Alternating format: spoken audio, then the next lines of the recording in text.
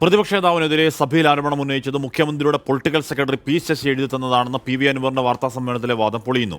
ആരോപണം ഉന്നയിച്ച് തനിക്ക് ലഭിച്ച തെളിവുകളുടെ അടിസ്ഥാനത്തിലെന്ന് CPIM സംസ്ഥാന സെക്രട്ടറി MV ഗോവിന്ദന് നൽകിയ കത്തിൽ പരാമർശമുണ്ട്. കത്തിന്റെ പകർപ്പ് 24 കിട്ടി. 24 ബിഗ് ബ്രേക്കിംഗ്. ആദ്യം പി ശശിക്കെതിരായ പി വി അൻവർ ആരോപണം കേൾക്കാം. സെക്രട്ടറി പി ശശിയാണ് ഇങ്ങനൊരു വിഷയമുണ്ട്, അത് നമുക്ക് സഭയിൽ ഉന്നയിക്കണം എന്ന് പറഞ്ഞു. ഈ വിഷയം ഡ്രാഫ്റ്റ് ചെയ്ത് എൻ്റെ അടുത്ത് തരികയും ഇന്ന രീതിയിലാണ് ഇത് വന്നിട്ടുള്ളത്, കൃത്യമായി എന്താ പറയുക, ടൈപ്പ് ചെയ്ത് തന്നിട്ടാണ്. എന്നാൽ ആരോപണം ഉന്നയിച്ചത് പി ശശി പറഞ്ഞിട്ട് തന്നെ എന്ന നിലപാടിൽ ഉറച്ചു നിൽക്കുകയാണ് പി വി അൻവർ. ലഭിച്ച തെളിവ് എന്നത് പി ശശി തന്നത് എന്നതിനെയാണെന്നും പി വി അൻവർ ഇന്ന് വിശദീകരിച്ചു. CPM ലീഡർഷിപ്പിന് വേണ്ടി പെർമിഷൻ എടുത്തിട്ടെന്ന് പറഞ്ഞാൽ സ്വാഭാവികതല്ലേ, അവർക്കും കൂടിയും അറിയുന്ന കാര്യമാണ് ഞാൻ അതിൽ നോട്ട് ചെയ്തിട്ടുള്ളത്. അപ്പോൾ അന്നിപ്പോൾ ഇങ്ങനത്തെ ഒരു ഘട്ടത്തിൽ ഇതിങ്ങനെ പ്രത്യേകം വേർതിരിച്ച് പറയേണ്ട ഒരു സാഹചര്യമല്ല. അതൊക്കെ എല്ലാം ഒന്നായി നിൽക്കുന്ന സമയത്താണല്ലോ കത്ത് കൊടുക്കുന്നത്. അതുകൊണ്ടാണ് തീർച്ചയായിട്ടും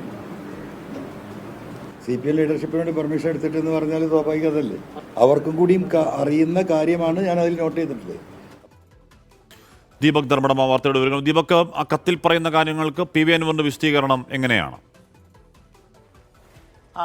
ഈ കാര്യത്തിൽ കത്തിൽ വളരെ കൃത്യമായി, അതായത് 2024 സെപ്റ്റംബർ 13 അന്നത്തെ മുഖ്യമന്ത്രി, പാർട്ടി സെക്രട്ടറി രണ്ടുപേരെയും ആ ദിവസം കാണുന്നു, പരാതി നൽകുന്നു. 2 ദിവസങ്ങളിലായാണ്, തൊട്ടടുത്ത ദിവസങ്ങളിലായാണ് കാണുന്നത്. AK സെന്ററിൽ പോയി MV ഗോവിന്ദൻ മാസ്റ്റർക്ക് നൽകിയ കത്ത്, ആ കത്തിലെ വിശദാംശങ്ങൾ കൃത്യമായി പറയുന്നത് മുഖ്യമന്ത്രി പിണറായി വിജയനും കുടുംബത്തിനും അതുപോലെ അന്നത്തെ പാർട്ടി സെക്രട്ടറി കോടിയേരിക്കും കുടുംബത്തിനുമെതിരെ വലിയ രീതിയിലുള്ള ആക്രമണങ്ങൾ പ്രതിപക്ഷ നേതാവിന്റെ നേതൃത്വത്തിൽ നടക്കുന്നു, കോൺഗ്രസ് നടത്തുന്നു, മാധ്യമങ്ങളെ കൂട്ടുപിടിച്ച്. അതിനെ പ്രതിരോധിക്കാൻ വേണ്ടി താൻ കർണാടകത്തിലെ ചിലരിൽ നിന്നും വിവരങ്ങൾ ശേഖരിച്ചു. അങ്ങനെ വിവരങ്ങൾ ലഭിച്ചു, തെളിവുകൾ ലഭിച്ചു. KC വേണുഗോപാലിന്റെ പേര് ഉൾപ്പെടെ ആ കത്തിൽ പറയുന്നുണ്ട്.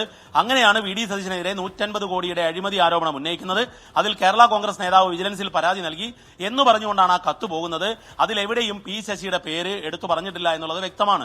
ആ കാര്യമാണ് 24ന്റെ വാർത്തയിൽ ബ്രേക്ക് ചെയ്തത്. പക്ഷേ അൻവറിനോട് ഇപ്പോൾ ചോദിച്ചപ്പോൾ അൻവർ പറയുന്നത് CPM നേതൃത്വം എന്ന് ഉദ്ദേശിക്കുന്നത് പി ശശിയെയാണ് എന്നുള്ളതാണ്.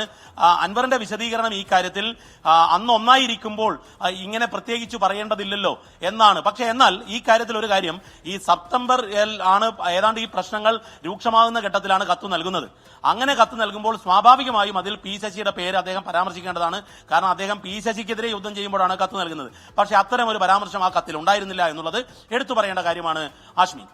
ഓക്കെ, ദീപക് ധർമ്മടമാണ് പി വി അൻവറിന്റെ കത്തിന്റെ വിവരങ്ങളും ഇന്ന് പി വി അൻവർ അതിൽ നൽകിയ വിശദീകരണത്തിന്റെ വിവരങ്ങളും നൽകിയത്.